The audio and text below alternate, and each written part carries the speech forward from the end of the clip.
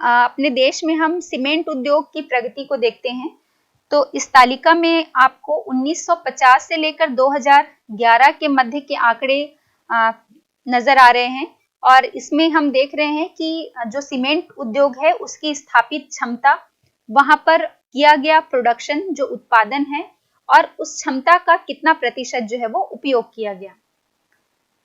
1950-51 में 33.0 लाख टन स्थापित क्षमता थी सीमेंट उद्योग की और यहाँ पर टोटल जो प्रोडक्शन किया गया वो 27.3 लाख टन और इस क्षमता का जो पूरा उपयोग है वो 100 में 82.7% क्षमता का उपयोग किया गया। 1960-61 में हम देखते हैं स्थापित क्षमता 90.3 हो गई बढ़कर, प्रोडक्शन भी बढ़ गया है आपका लगभग 3 गुना और वो 70.9 हो गया और क्षमता का जो उपयोग किया गया उसमें थोड़ी कमी आई है, जो 82 था वो अब 78.5 हो गया है। 1970 और 71 के बीच के आंकड़े देखें तो स्थापित क्षमता फिर से बढ़ गई और ये 181.0 हो गई, प्रोडक्शन बढ़कर 144.0 हो गया और क्षमता का उपयोग प्रतिशत में इसमें थोड़ी वृद्धि हुई है जो हमें 79.6% देखने को मिलती है। 1980-81 के बीच में देखते हैं 260.9 है स्थापित क्षमता, उत्पादन बढ़कर 211.0 हो गया और क्षमता का उपयोग जो है इसमें भी वृद्धि हुई है और ये बढ़कर 81.2% हो गया है। 1990 और 91 के बीच इसमें हमें लगभग दुगने से अधिक वृद्धि देखने को मिल रही है स्थापित क्षमता में और ये बढ़कर 600.0 हो गया है, उत्पादन 490.4 हो गया, मतलब लगभग दुगनी वृद्धि इसमें भी हो गई है और क्षमता का उपयोग जो है वो थोड़ी वृद्धि के साथ 81.6% है। अब हम 2003-04 के आंकड़े देखें तो इसमें स्थापित क्षमता 1.1517, उत्पादन 1170 और क्षमता का उपयोग थोड़ी कमी आई है और ये 70% हो गया है। 2007-08 में हम देखते हैं 1882 स्थापित क्षमता, उत्पादन 1676 और क्षमता का उपयोग इसमें हमें वृद्धि देखने को मिल रही है जो 70 से 91% हो गया है। 2008-09 में स्थापित क्षमता 2303 थी, उत्पादन 1814 और क्षमता के उपयोग के प्रतिशत में हमें कमी देखने को मिल रही है फिर से और ये 91 से 79% हो गया है। 2009-10 में प्रोडक्शन 2007 था जो 2010-11 में बढ़कर 2097 हो गया।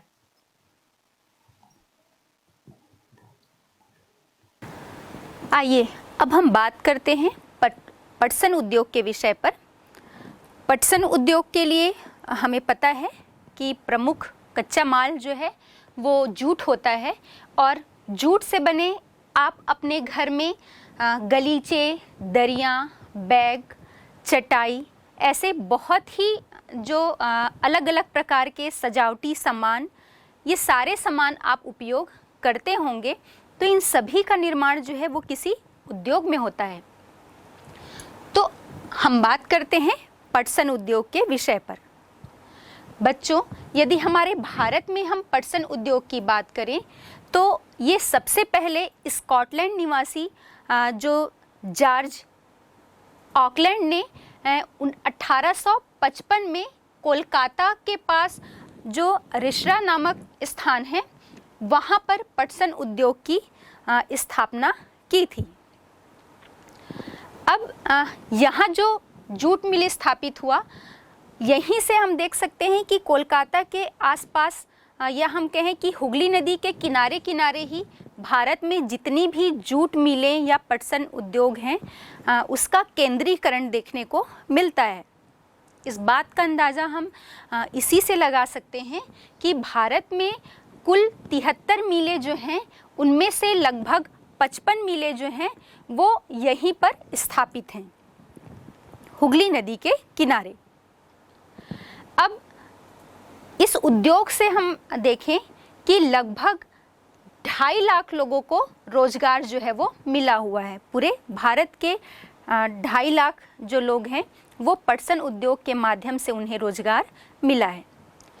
अब क्या बात है कि जो पूरी भारत में कुल 75 मिलों में से जो 55 मिलें हैं वो हुगली नदी के तट के सहारे ही क्यों विकसित हुए हैं। तो हुगली नदी के तट के सहारे या कोलकाता में जो पटसन उद्योग है उसके केंद्रीकरण के जो प्रमुख कारक की हम बात करें तो उसमें हम देखते हैं सबसे पहला है कच्चा माल। किसी भी उद्योग की स्थापना के लिए कच्चा माल जो है वो एक सबसे महत्वपूर्ण कारक होता है, ये हम सभी जानते हैं। और पटसन उद्योग की जब हम बात कर रहे हैं तो इसमें जूट जो है ये सबसे प्रमुख कच्चा माल होता है। और पटसन जो है वो पूरे गंगा के डेल्टाई प्रदेश में जूट उत्पादन के लिए विश्व प्रसिद्ध है। और चूँकि ये क्षेत्र जो है वो इसके पास ही स्थित है या उसके तट पर स्थित है, इसलिए कच्चे माल की उपलब्धता के कारण यहाँ पर जूट उद्योग का सर्वाधिक संकेंद्रण जो है वो देखने को मिलता है।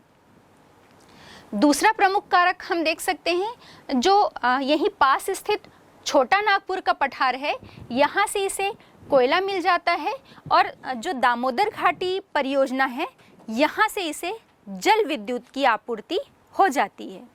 तो चाहे हम कोयला या ऊर्जा के रूप में जल विद्युत, इन दोनों की भी समस्या नहीं है। तीसरी हम बात करते हैं जो पटसन या जूट होता है, तो इस पटसन को धोने के लिए, उसकी रंगाई के लिए, उसे सड़ाने के लिए, सभी चीज़ के लिए जल की जो है वो बहुत अधिक मात्रा में आवश्यकता होती है। और चूँकि ये क्षेत्र जो है वो हुगली नदी के किनारे ही स्थित है, इसलिए जल की पर्याप्त आपूर्ति जो है इन यहाँ पर जो स्थित जूट उद्योग हैं उन्हें बहुत अच्छी मात्रा में हो जाती है, जो इसके विकास का एक प्रमुख फैक्टर हम कह सकते हैं। नेक्स्ट हम देखते हैं कोलकाता महानगर के पास ही ये पूरे जो जूट मिलें हैं वो स्थापित हैं। तो महानगर की जो फैसिलिटी हम कह सकते हैं या सुविधा जो है वो भी इन मिलों को मिलती है। इसके साथ ही साथ जो यहाँ पर की तटीय क्षेत्र या तटीय जलवायु होने के कारण नम जलवायु, और यहीं से नम जलवायु बहुत आवश्यक है जूट के उत्पादन के लिए, इस उद्योग के लिए। तो नम जलवायु के साथ ही साथ चूँकि ये एक सघन आबादी वाला क्षेत्र या प्रदेश है, तो यहाँ से इसे बड़ी मात्रा में सस्ते और कुशल श्रमिक भी उपलब्ध हो जाते हैं, जो यहाँ पर जूट उद्योग की स्थापना या उसके विकास के लिए प्रमुख रूप से उत्तरदायी हैं। इसके बाद हम देखते हैं जो कोलकाता एक महानगर तो है ही, जहाँ से इसे महानगरीय सुविधाएं प्राप्त हो रही हैं, और साथ ही साथ कोलकाता एक प्रमुख बंदरगाह है भारत का। तो इस बंदरगाह के माध्यम से इस पूरे जूट मिलों को या यहाँ स्थित जो पटसन उद्योग हैं इन सभी को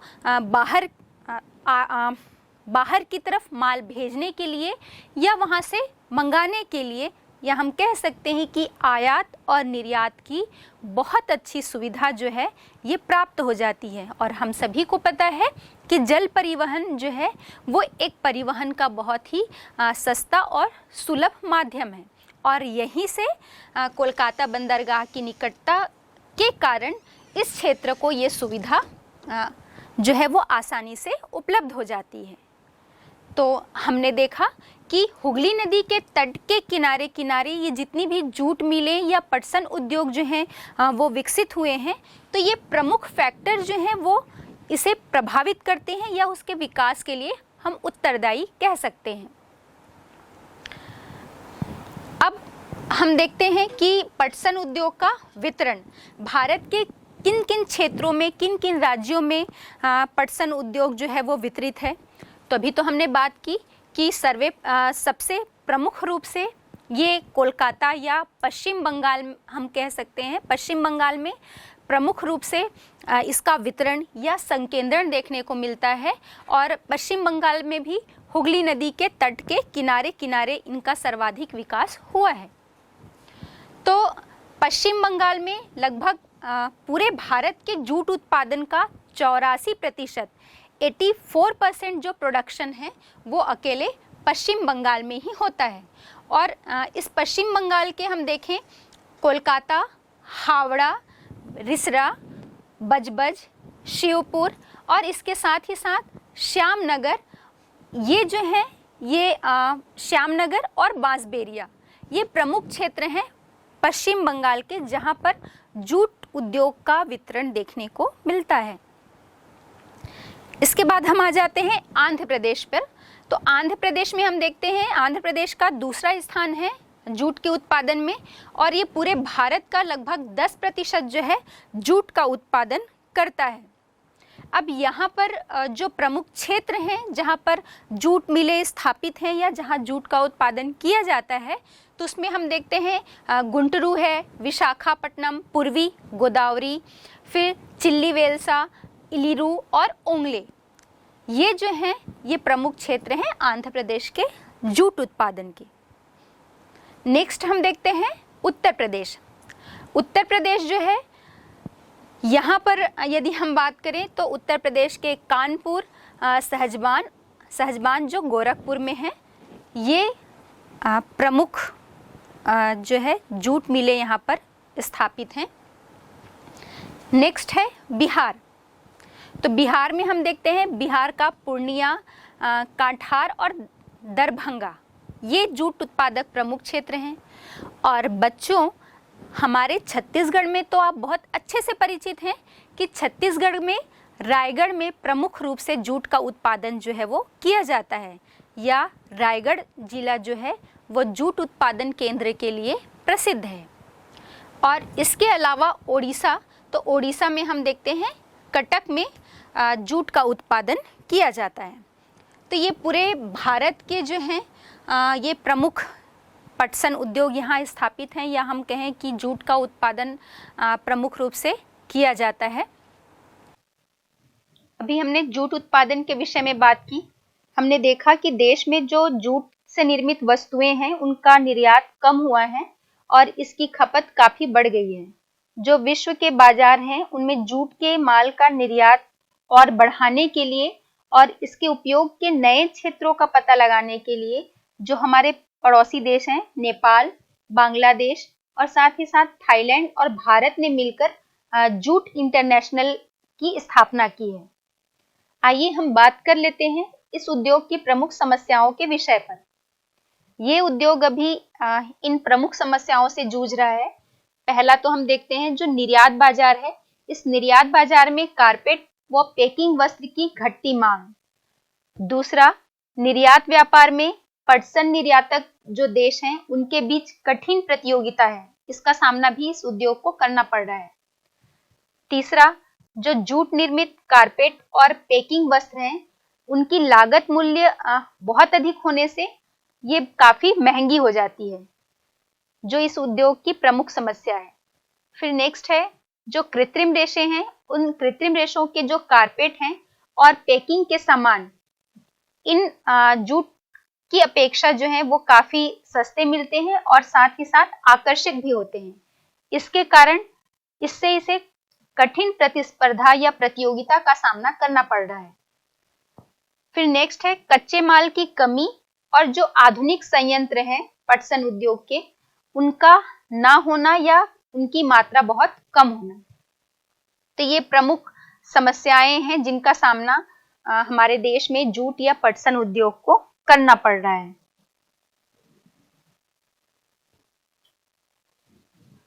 बच्चों आइए आज हम बात करते हैं एक प्रमुख उद्योग पेट्रो रसायन उद्योग के बारे में। तो पहले तो हम जान लेते हैं कि इस उद्योग के क्या क्या फायदे हैं या इस उद्योग में कौन सी चीज़ें या वस्तुएं जो हैं वो निर्मित की जाती हैं जो हमारे उपयोग में आती हैं। तो आप जो कपड़े सिंथेटिक कपड़े पहनते हैं, है ना, सिंथेटिक कपड़े तो आप पहनते ही होंगे। तो क्या आपको पता है कि ये सिंथेटिक कपड़े जो हैं वो कृत्रिम रेशे से बनाए जाते हैं, और ये कृत्रिम रेशा जो है वो इसी पेट्रो रसायन उद्योग में ही बनता है। आप घर में जो डिटर्जेंट यूज़ करते हैं, हम खेती के लिए या अलग अलग फसलों में सब्जियों के लिए जो पेस्टिसाइड या कीटनाशक जो उपयोग करते हैं, ये सभी कुछ ऐसे उत्पाद हैं जो इसी पेट्रो रसायन उद्योग में निर्मित किए जाते हैं। तो ये एक प्रमुख जो है उद्योग है। अब हम एक परिभाषा देख लेते हैं कि पेट्रो रसायन उद्योग है क्या। तो जैसा कि नाम से ही स्पष्ट हो रहा है आपको, पेट्रो रसायन से जो प्राप्त किए गए रसायन हैं उस पर आधारित उद्योग को पेट्रो रसायन उद्योग कहा जाता है। मतलब जो पेट्रोलियम खनिज तेल से हम सभी परिचित हैं, तो खनिज तेल या पेट्रोलियम, इससे जो रसायन निर्मित होते हैं और उस पर आधारित जो उद्योग होते हैं उन्हें हम पेट्रो रसायन उद्योग कहते हैं। अब इस पेट्रो रसायन उद्योग को प्रमुख रूप से 4 उपवर्ग में रखा जाता है, जिसमें पहला है पॉलीमर, या आप घर में अलग अलग उपयोग में जो प्लास्टिक उपयोग में लेके आते हैं, इसका तात्पर्य उसी से है, पॉलीमर या प्लास्टिक। घर में आप बाल्टी यूज़ करते हैं, टब यूज़ करते हैं, आपके बैग में कंपोस्ट जो होता है, ऐसे ही बहुत सारी वस्तुएं जो प्लास्टिक से निर्मित की जाती हैं, ये प्लास्टिक इसी उद्योग में बनाया जाता है। तो इसके 4 उपवर्ग में से पॉलीमर या प्लास्टिक, दूसरा है इलेस्टोमर्स, तीसरा है कृत्रिम रेशा, जैसा हमने अभी बात की थी कि सिंथेटिक कपड़े जो आप पहनते हैं, ये सिंथेटिक कपड़े कृत्रिम रेशों के सहायता से बनाए जाते हैं। तो ये कृत्रिम रेशा भी इसी पेट्रो रसायन उद्योग में ही निर्मित होता है। तो चौथा हम देखते हैं सर्फेक्टेंट, या जो आप घरों में बर्तन साफ करने के लिए या कपड़े धोने के लिए जो डिटर्जेंट यूज़ करते हैं, उसी से इसका मतलब होता है सर्फेक्टेंट। तो ये 4 उपवर्ग हैं पेट्रो रसायन उद्योग के। अब हम देखते हैं जो हमारे भारत में पेट्रो रसायन का प्रमुख केंद्र जो है वो मुंबई है। मुंबई में ये प्रमुख रूप से इसका उत्पादन जो है वो किया जाता है। ये सार्वजनिक सेक्टर में या सरकारी क्षेत्र की हम बात कर रहे हैं तो 1961 में स्थापित किया गया, और इसका नाम था the national organic chemicals industries limited, NOCIL, जो नेफ्था के माध्यम से प्लास्टिक का निर्माण का कार्य करता था। और ये नेफ्था पर आधारित मुंबई का पहला रासायनिक उद्योग था। अब हम देखते हैं रसायन या पेट्रो रसायन विभाग के द्वारा जो प्रशासनिक नियंत्रण में पेट्रो रसायन क्षेत्र के प्रमुख रूप से ये 3 संगठन जो है वो कार्य कर रहे हैं, जिसमें पहला है इंडियन पेट्रोकेमिकल्स कॉरपोरेशन लिमिटेड। ये संगठन जो है वो पॉलीमर्स, रसायन, रेशों और रेशों के मध्यवर्ती जैसे विभिन्न प्रकार के पेट्रोकेमिकल्स के उत्पादन और वितरण का कार्य किया जाता है इस संगठन के द्वारा। दूसरा जो संगठन कार्य कर रहा है उसे हम कहते हैं पेट्रोफिल्स कोऑपरेटिव लिमिटेड, पेट्रोफिल्स कोऑपरेटिव लिमिटेड या PCL। ये भारत सरकार और बुनकर जो सहकारी समितियां होती हैं, इन दोनों का एक संयुक्त उद्यम है या संयुक्त उपक्रम हम कह सकते हैं। और इस विभाग के द्वारा या इस संगठन के द्वारा जो पॉलिएस्टर, फिलामेंट धागा और नायलॉन चिप्स जो आप उपयोग करते हैं, इन सभी का उत्पादन किया जाता है। और ये सभी जो उत्पादन है वो गुजरात के बड़ोदरा और नलधारी में जो कारखाना स्थित है वहाँ पर किया जाता है। इसके बाद तीसरा जो संगठन है वो है central institute of plastic engineering and technology. ये संगठन जो है या ये जो संस्थान है, ये इस क्षेत्र में पूरे जो प्रशिक्षण होते हैं पेट्रो रसायन उद्योग के अंतर्गत, वो इस प्रशिक्षण का कार्य जो है वो इस संगठन के माध्यम से किया जाता है। तो हमने देखा कि पेट्रो रसायन उद्योग के क्या क्या उपयोग हैं, किन किन वस्तुओं का उत्पादन इसके माध्यम से किया जाता है और कौन से जो विभाग हैं या संगठन हैं वो इसके अंतर्गत अभी कार्यरत हैं। बच्चों, अभी तक हमने जितने भी उद्योगों के विषय में अध्ययन किया, तो आपको बोर्ड परीक्षा के हिसाब से इसकी तैयारी कैसे करनी है, इसमें अलग अलग तरह से हर स्तर के प्रश्न बनते हैं।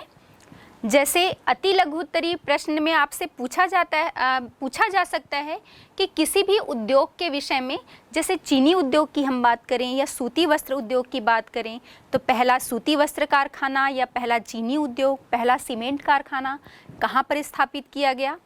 तो इसे आपको बहुत ही सावधानी से अपने दिमाग में बैठा के रखना है और इसका एक ही तरीका है कि आप इसे अपने मानचित्र के माध्यम से पढ़ें और समझने की कोशिश करें।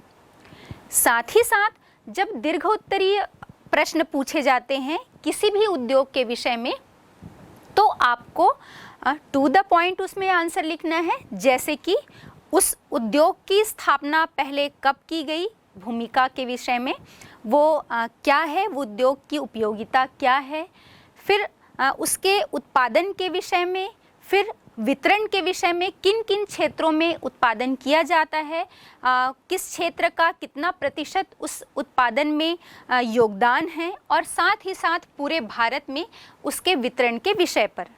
और आपको विशेष ध्यान रखना है, जब हम वितरण की बात करेंगे तो वितरण में आपको मानचित्र का उपयोग जो है वो ज़रूर करना है।